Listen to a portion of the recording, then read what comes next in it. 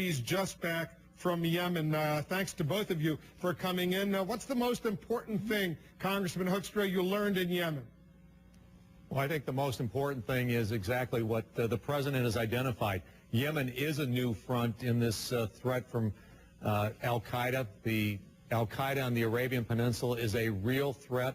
And I think the other thing that we learned is that the detainees that were released from Gitmo are kind of the core group of the al-Qaeda on the Arabian Peninsula, and they, along with Awlaki, the American-born radical imam, have kind of made as a priority for al-Qaeda on the Arabian Peninsula attacking the United States of America. Is it time, Congressman Hoekstra, have you been briefed by the Obama administration about what's going on since that failed airliner attack on Christmas Day?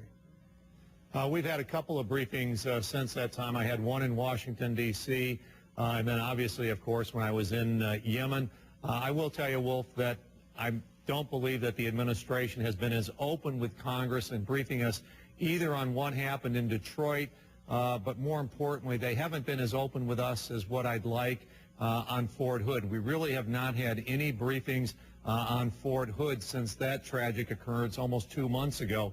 And that also had ties to Yemen. It has ties to Awlaki. And I think that we need to be able to get the full picture. I think as you listen to the dialogue between Jane and I think the hopeful thing for America is people can see that even though on individual policies, we may have differences of agreement, but on foreign policy, we find ways to work together and to get things done and to do it in a nonpartisan way, because in fighting al-Qaeda in this new threat in Yemen, we need to do this together, Republicans and Democrats, and working with the White House.